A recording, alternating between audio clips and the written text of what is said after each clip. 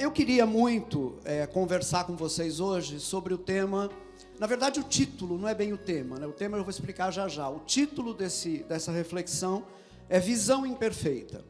E eu gostaria de meditar com vocês sobre o milagre que para mim é talvez o mais curioso que Jesus realizou durante a sua permanência conosco aqui na terra, né? Mas antes disso, eu queria orar com vocês. Podemos fazer isso? Podemos orar? Vamos fazer isso nesse momento, então? Pai querido, agradecemos ao Senhor, agradecemos a Tua infinita misericórdia para conosco, Pai. Esse Teu amor que não nos abandona, que não desiste de nós, que nos acolhe, que nos recebe, que nos aquece o coração. Obrigado, Pai.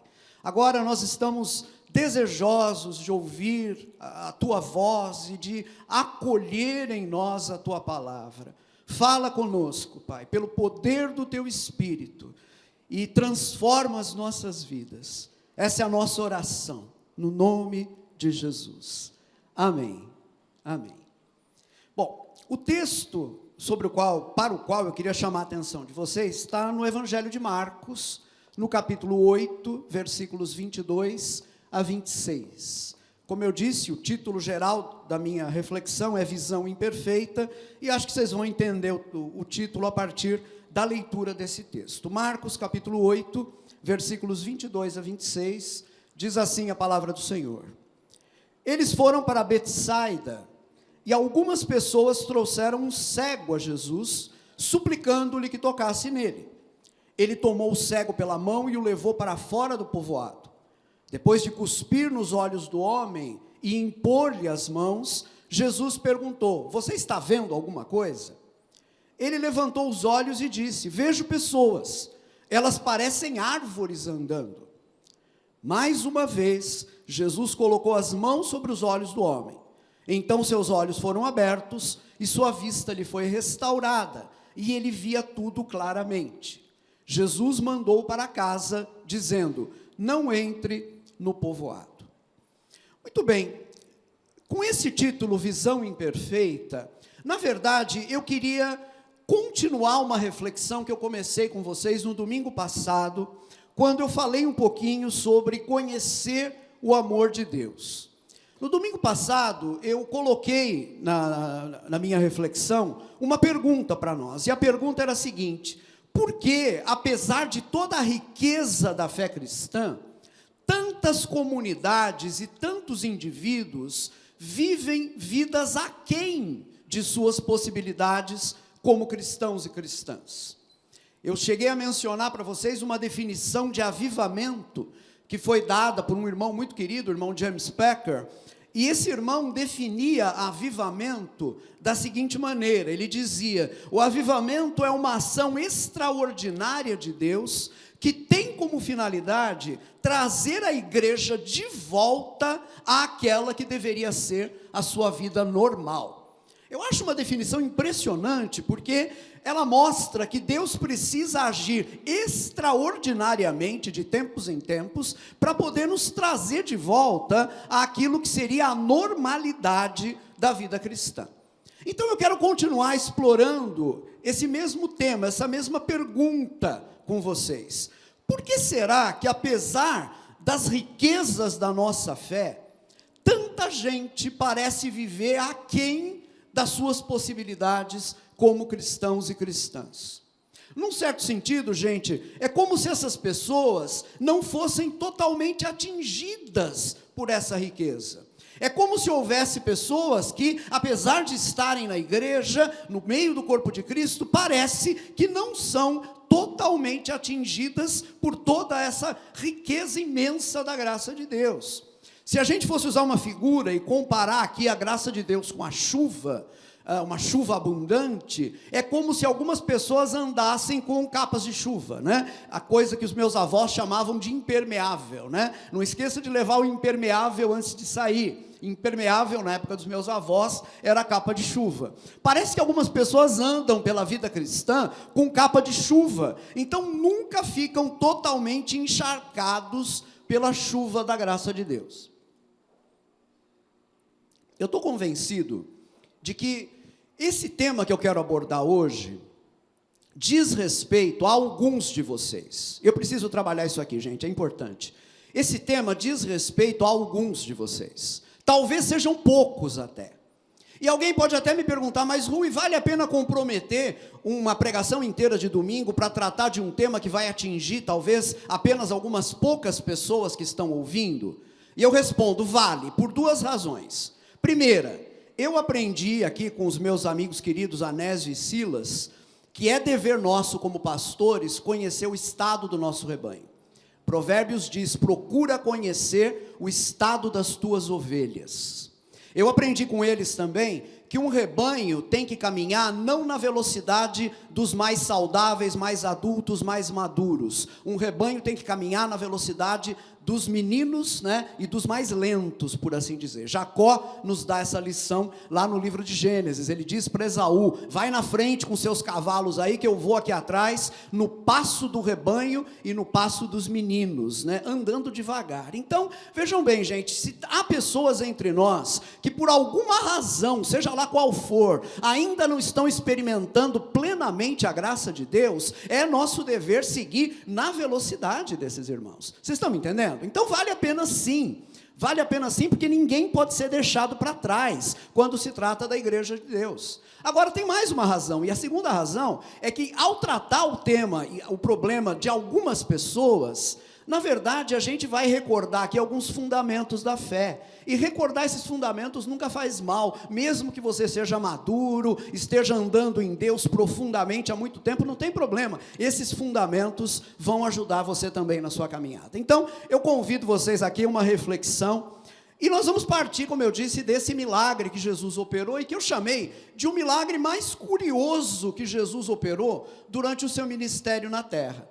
Nós temos inúmeros relatos de curas realizadas por Jesus, e Jesus curava com a mera imposição das mãos, às vezes com apenas uma palavra. Tem um cego que ele cura assim, né? A sua fé te curou, pronto, e o homem começou a enxergar, né? Não houve nem necessidade de um toque de Jesus naquela pessoa.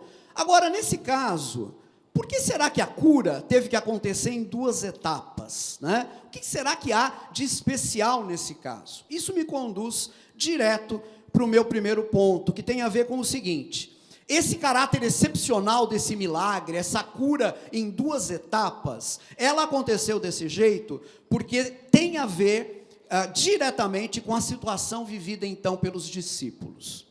A maioria dos intérpretes bíblicos acreditam que esse milagre foi uma espécie de lição que Jesus procurou aplicar aos seus discípulos, e por isso Jesus escolheu fazer esse milagre em duas etapas.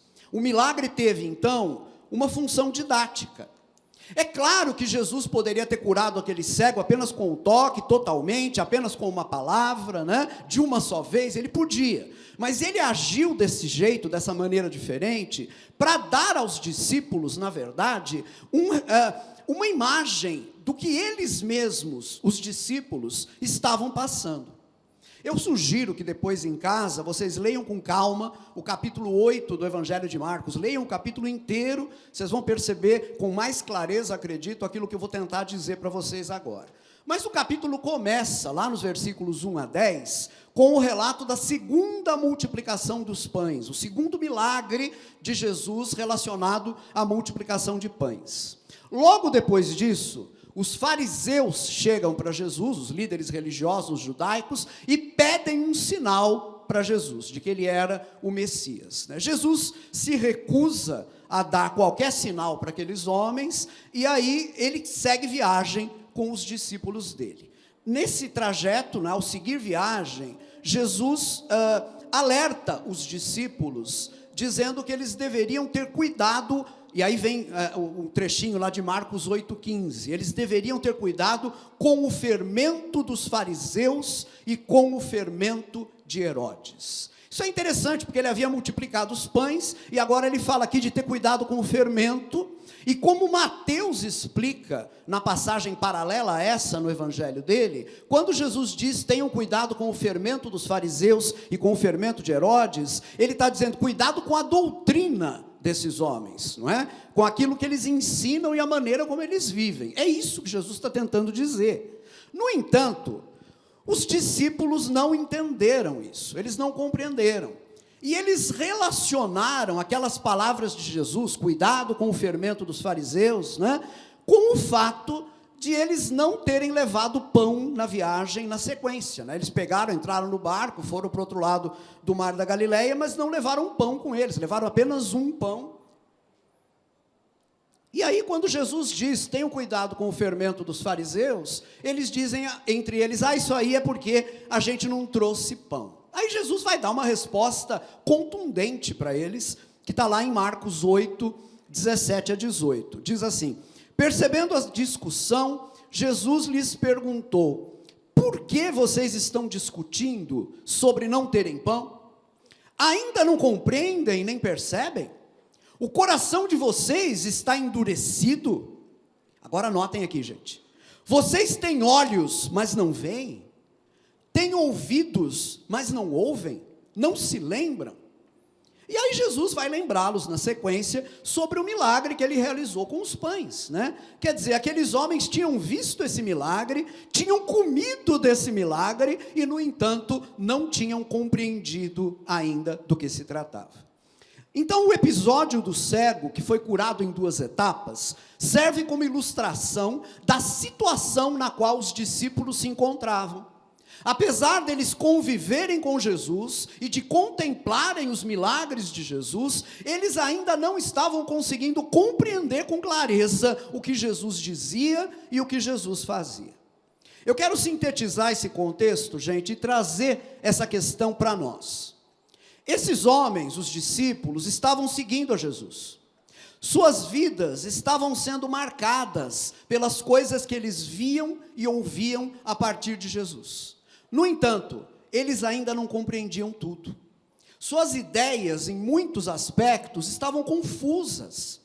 Como o homem cego, né, logo após o primeiro toque de Jesus, né, assim como aquele homem que estava vendo alguma coisa, mas não via com clareza, os discípulos podiam ver alguma coisa. Nós não podemos dizer que eles fossem cegos. No entanto, eles não estavam vendo com clareza. Eles eram como o cego após o primeiro toque. Eles viam pessoas, mas elas pareciam árvores andando. Eu diria que nas igrejas hoje, de modo geral, tem muitas pessoas nessa situação. Vejam bem, antes, essas pessoas não tinham interesse nenhum pelo evangelho, não tinham interesse nenhum pela igreja. Estavam fora. Isso mudou. Essas pessoas conheceram a igreja, de alguma forma foram impactadas pela pregação do evangelho, mas é como se isso não as tivesse tocado de forma completa. É como se a mensagem do evangelho não tivesse alcançado áreas importantes da vida dessas pessoas. Eu tenho que ser honesto e dizer que em alguns casos, não em todos, mas em alguns casos entre essas pessoas, há algumas que ainda não se tornaram cristãs. Estão na igreja, mas ainda não se tornaram cristãs. Eu creio que nos últimos anos, isso se intensificou nessa maré de crescimento evangélico no Brasil, com um fenômeno que eu tenho chamado de conversões culturais. Não são conversões de fato. As pessoas apenas trocam de religião, ou então elas substituem alguns dos seus costumes e práticas por outros. Antes essas pessoas não iam à reunião da igreja, agora vão. Antes elas não davam atenção à Bíblia, agora elas até param uma vez por semana para ouvir a pregação. Elas vão ficando na comunidade, elas vão fazendo amizades, aí elas descobrem que o batismo é uma parte importante para se tornar parte de tudo, então elas até são batizadas, não é? Mas ainda não se converteram de fato. Falta a algumas dessas pessoas uma dimensão de experiência efetiva da fé. E por isso, quando essas pessoas veem outros irmãos que parecem ter uma liberdade maior ao expressarem a sua fé, ou então que parecem apresentar um crescimento espiritual mais sólido e mais constante, essas pessoas se inquietam sobre a diferença entre elas e esses outros. Elas quase que dizem: o que é que eu não tenho que essas pessoas têm, afinal de contas?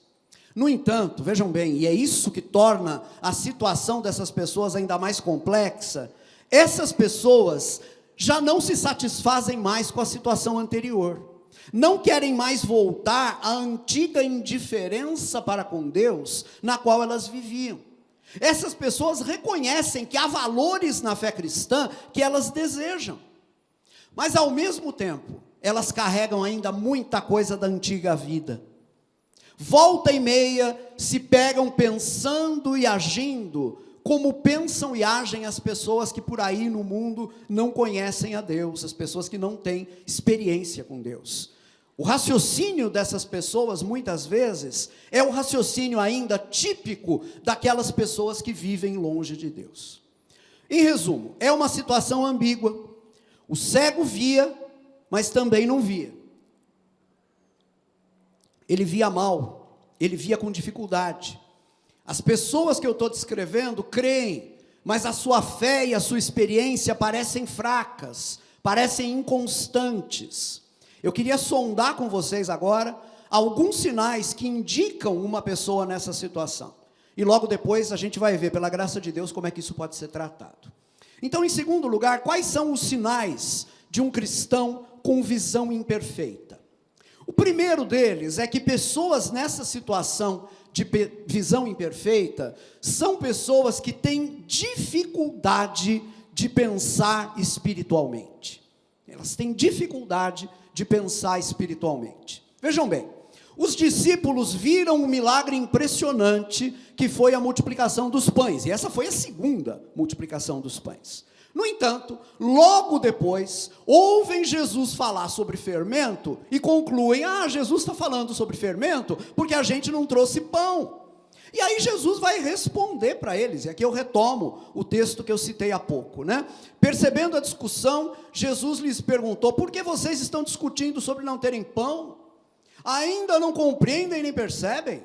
O coração de vocês está endurecido? Vocês têm olhos, mas não veem? Têm ouvidos, mas não ouvem? Não se lembram? Quando eu parti os 5 pães para os 5.000, quantos cestos cheios de pedaços vocês recolheram? 12, responderam eles. E quando eu parti os 7 pães para os 4.000, quantos cestos cheios de pedaços vocês recolheram? 7, responderam eles. Ele lhes disse, vocês ainda não entendem? Vejam que Jesus está impressionado aqui com essa dureza dos discípulos para entender. Gente, a situação aqui é clara. Os discípulos ainda não conseguiam olhar para além do natural. Viam o milagre, mas o raciocínio deles ainda era um raciocínio humano, um raciocínio carnal. Por isso, Jesus acha necessário confrontar a racionalidade desses discípulos. E como é que Jesus faz isso? Ele faz isso mostrando que não há relação entre os 2 milagres de multiplicação de pães e as quantidades de sobras de pães em cada milagre. Vejam só uma coisinha simples que vai aparecer na tela para vocês agora. 5 pães divididos por 5.000 pessoas resultaram em 12 cestos de sobras. 7 pães divididos para 4.000 pessoas, resultaram em 7 cestos de sobras. Ora, na segunda multiplicação, uma quantidade maior de pães e uma quantidade menor de pessoas não resultou numa quantidade maior de sobras. Vocês estão entendendo? Por quê? Porque nós não estamos no terreno das matemáticas, nós não estamos no terreno das grandezas racionais, das estatísticas, nós estamos no terreno da operação sobrenatural, nós estamos no terreno do milagre. É isso, é diferente.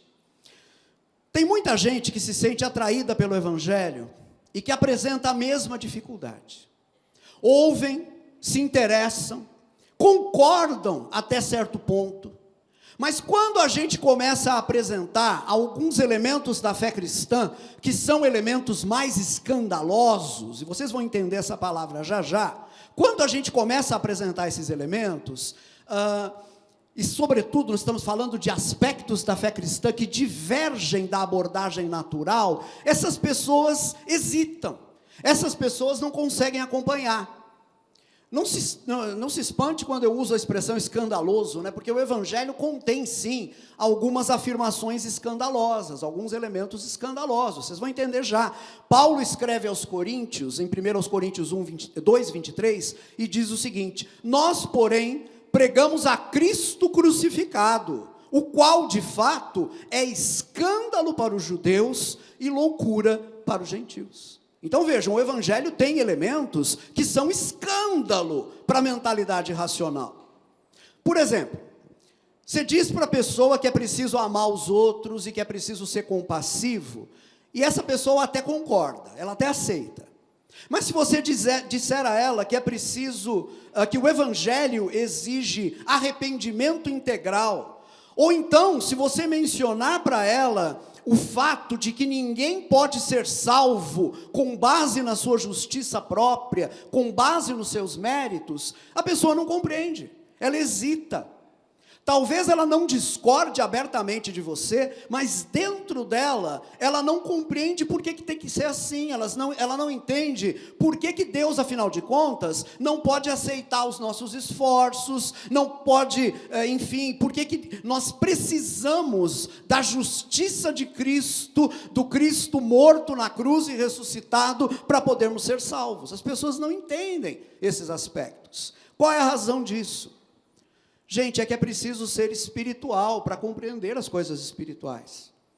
Vejam o que Paulo diz também sobre isso na sequência, em 1 Coríntios 2, 14 e 16.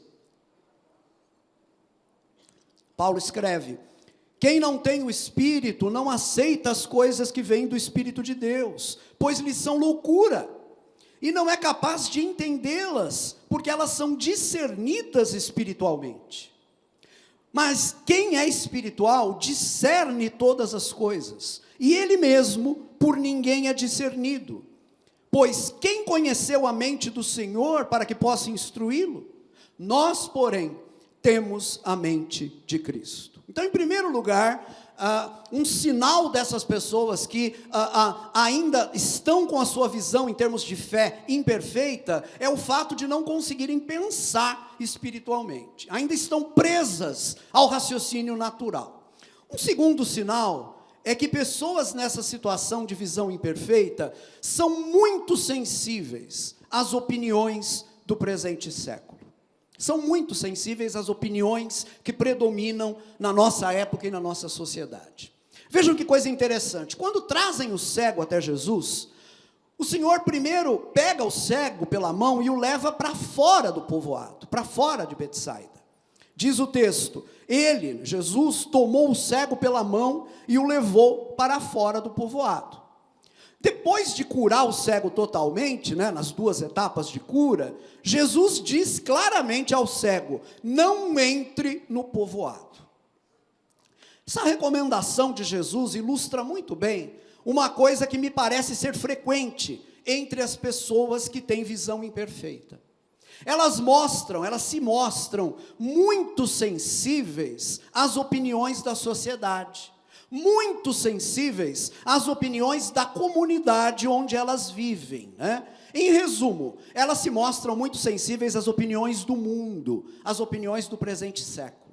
Aliás, esse povoado, Betsaida, funciona aqui como uma ilustração perfeita da presente ordem de coisas no mundo em que nós vivemos. Porque vejam, a cidade aqui, o povoado de Betsaida, é uma daquelas que Jesus inclui num lamento dele. Isso está lá em Mateus capítulo 11, versículo 21, onde Jesus diz: ai de você, Corazim, ai de você, Betsaida, porque se os milagres que foram realizados entre vocês tivessem sido realizados em Tiro e Sidom, há muito tempo elas teriam se arrependido, vestindo roupas de saco e cobrindo-se de cinzas.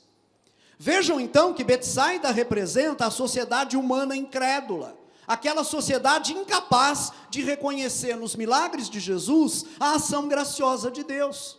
Ora, irmãos, essa sociedade nos bombardeia 24 horas por dia com seus ensinos, com seus preceitos, com a sua filosofia, com a pregação do seu estilo de vida anti-Deus. E quem, vejam bem, quem naquilo que diz respeito à fé ainda não vê com clareza, essas pessoas têm dificuldade para se desvencilhar de toda essa carga. Quando essas pessoas estão na reunião da igreja, quando elas ouvem uma pregação ou um ensino, elas tendem a concordar com os valores do reino de Deus.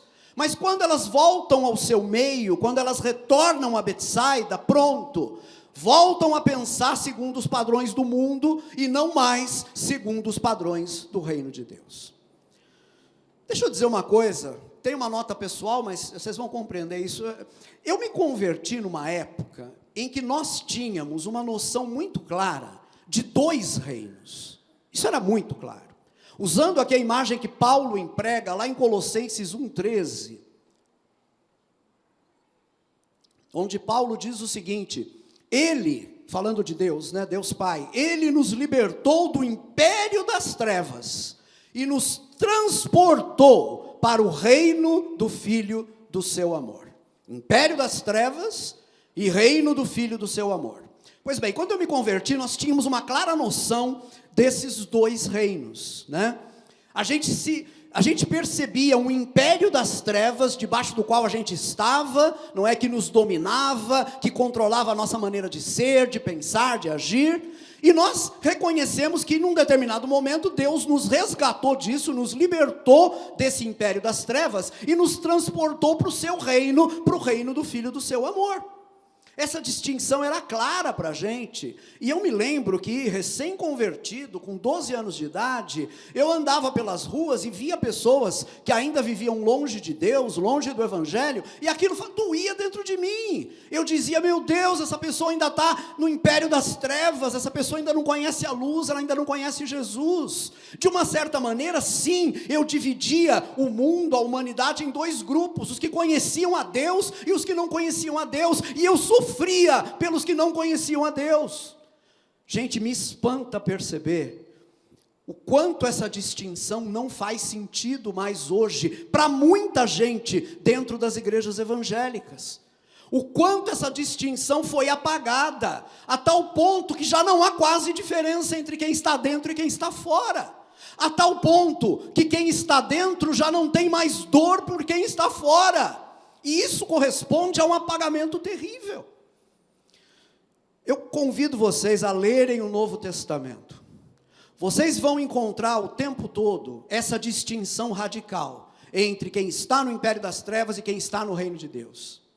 Leiam a história da igreja, especialmente naqueles momentos em que a igreja estava vivendo essa normalidade bíblica, e vocês vão perceber que eram épocas também que reconheciam essas 2 dimensões.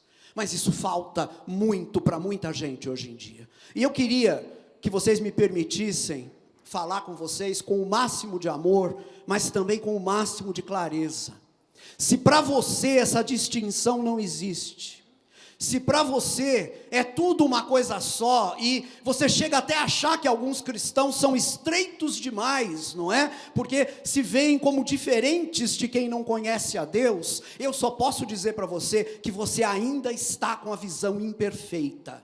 Você ainda está vendo as pessoas como se elas fossem árvores andando. Um último sinal de quem vive nessa situação é que pessoas nessa situação de visão imperfeita não têm clareza sobre a pessoa do Senhor Jesus e sua centralidade. Isso aqui é muito importante também. No relato de Marcos 8, o episódio da cura do cego é seguido logo depois pelo episódio da confissão de Pedro. E por isso eu peço a vocês novamente, né, que em casa leiam o capítulo todo e meditem nele, né? Então, depois ali da cura do cego, Jesus continua a viagem com os discípulos. Eles chegam a uma localidade chamada Cesareia de Filipe, e ali Jesus pergunta para os discípulos quem as pessoas estavam dizendo que ele, Jesus, era. E os discípulos respondem, diz o texto, eles responderam: alguns dizem que és João Batista, outros que és Elias, e ainda outros que és um dos profetas. E vocês, perguntou ele, quem vocês dizem que eu sou? Olha que coisa interessante. Enquanto a primeira pergunta de Jesus, quem o povo diz que eu sou, foi respondida pelos discípulos, né? O texto diz, eles responderam. A segunda pergunta só recebeu resposta de Pedro.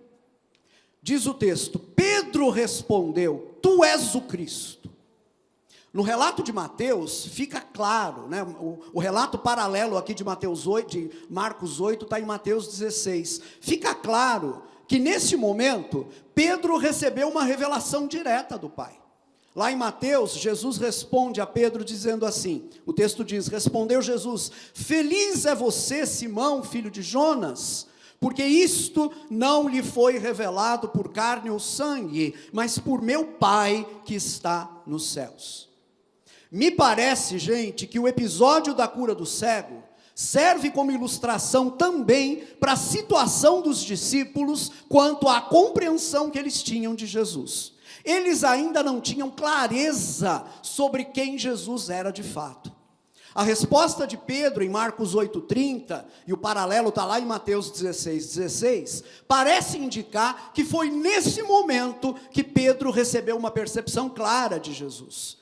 Em suma, é nesse momento que os olhos dele são abertos para enxergar claramente quem Jesus é. Pedro vai afirmar aqui, e aqui é pena que eu não tenho tempo para mostrar isso, mas é muito interessante ler isso daqui no grego, porque no grego a declaração de Pedro é totalmente diferente de qualquer outra declaração que os discípulos fazem antes. No grego Pedro diz assim, tu és o Cristo.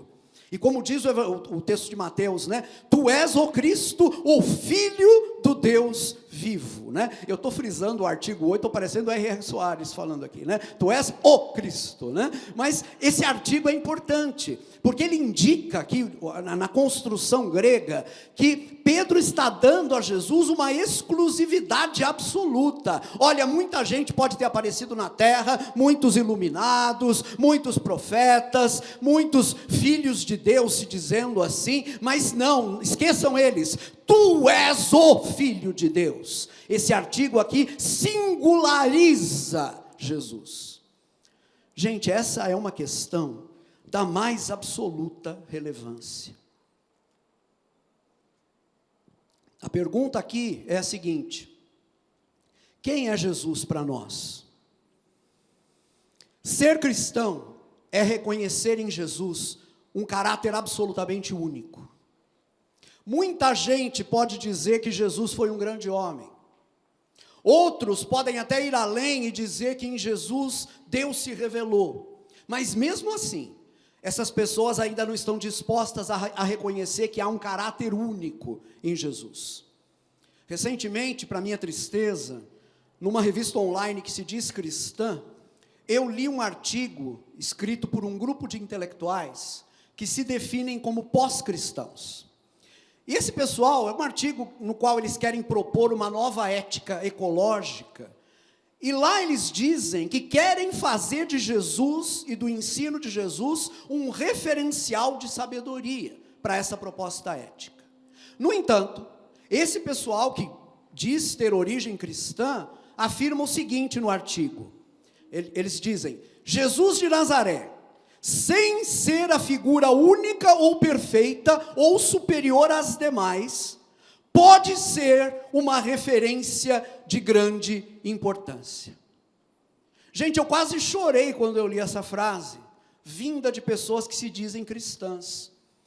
Porque vejam bem, se eu sou cristão, então sim, Jesus é para mim a figura única e perfeita e superior às demais. Vocês entendem isso? Se eu sou cristão, Jesus é tudo, ou então eu não sou cristão de forma alguma. Se eu sou cristão, Ele, Jesus, é o verbo de Deus, Ele é o Filho eterno do Pai, Ele é o único Salvador e mediador entre Deus e os homens. Como Pedro vai dizer, né, o mesmo Pedro, agora já lá no início do livro de Atos, né, diante ali do Senado judaico, ele faz essa afirmação, está no capítulo 4, versículos 11 e 12 de Atos, ele diz: este Jesus é a pedra que vocês construtores rejeitaram e que se tornou a pedra angular. Não há salvação em nenhum outro, pois debaixo do céu não há outro nome dado aos homens, pelo qual devamos ser salvos. Não há outro nome. Aleluia.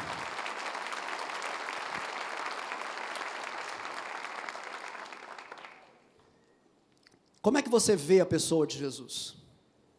Você reconhece o quanto ele é único? Você crê naquilo que o Novo Testamento ensina sobre ele? Verdadeiro Deus e verdadeiro ser humano, nascido de Maria segundo a carne, mas filho de Deus desde toda a eternidade, segunda pessoa da Santíssima Trindade, Deus bendito com o Pai e o Espírito Santo pelos séculos dos séculos. Você crê em Jesus dessa maneira? Ou será que você tem de Jesus ainda uma percepção sentimental? Você o valoriza, é claro, você o enxerga como especial, sim, mas você não percebe o quanto ele é único. A gente lê na primeira carta de João, o apóstolo, ele escreve: sabemos também que o Filho de Deus veio e nos deu entendimento para que conheçamos aquele que é verdadeiro.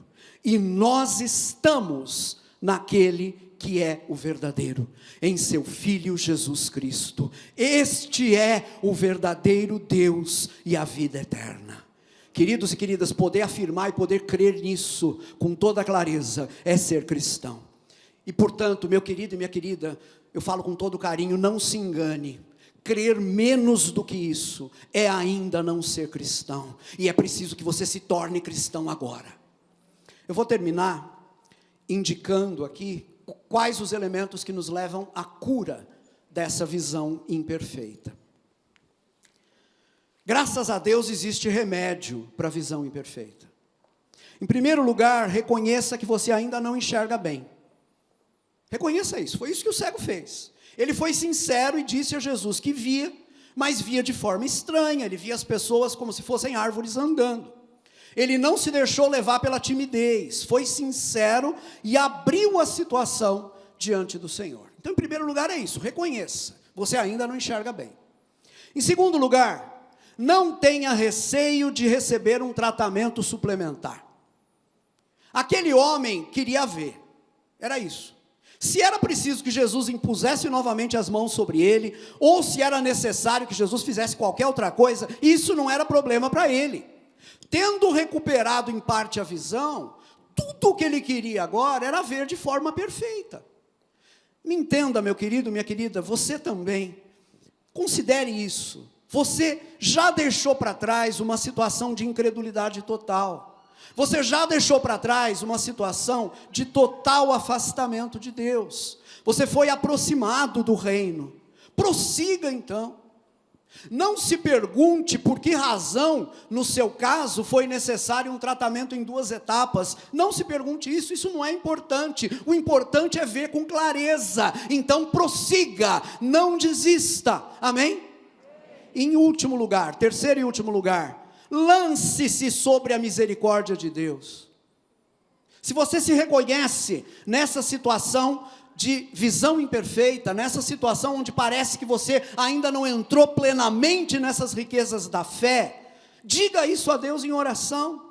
Diga: Senhor, a minha vida mudou, eu não sou mais como eu era antes, mas parece que alguma coisa ainda está faltando em mim, parece que eu ainda não enxergo bem, parece que eu ainda não vejo com clareza, as antigas ideias e valores ainda me dominam, eu ainda tenho dificuldade para pensar espiritualmente, eu nem sempre tenho clareza sobre Jesus, ajuda-me, Senhor. Vocês acham que Deus vai ficar indiferente a uma oração assim? Eu digo a vocês, Deus vai vir ao encontro de vocês, e o toque de Deus vai garantir que vocês vejam a partir de agora com clareza, amém? A solução para esse problema da visão imperfeita, não é apenas ensino, Embora o ensino seja importante para nos mostrar que nós estamos nessa situação, a solução está num toque de Deus. Diz o texto, em Marcos 8, 25, mais uma vez, Jesus colocou as mãos sobre os olhos do homem. Então seus olhos foram abertos, e sua vista lhe foi restaurada, e ele via tudo claramente. Meu querido, minha querida, creia, Deus quer tocar em você. Jesus quer restaurar completamente você. Suplique hoje a Ele por esse toque curador, por esse toque transformador, libertador, capaz de fazer você ver de forma clara, em nome de Jesus, amém? Mesmo sentados, vamos curvar nossas cabeças?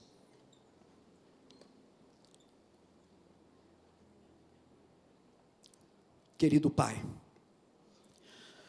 ao Senhor que nos deu a Tua palavra, e que nos deu de forma suprema o Teu Filho, para fazer isso em nós, tocar em nós e abrir os nossos olhos. Ao Senhor, Pai, nós pedimos que o Senhor dispense agora o Teu Espírito Santo na vida dos meus queridos e queridas que precisam ter a sua visão restaurada.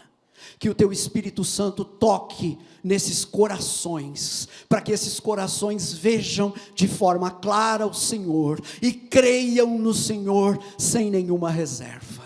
Faz esse milagre em nossas vidas hoje, Pai, para a glória do Teu nome, em nome de Jesus, amém e amém.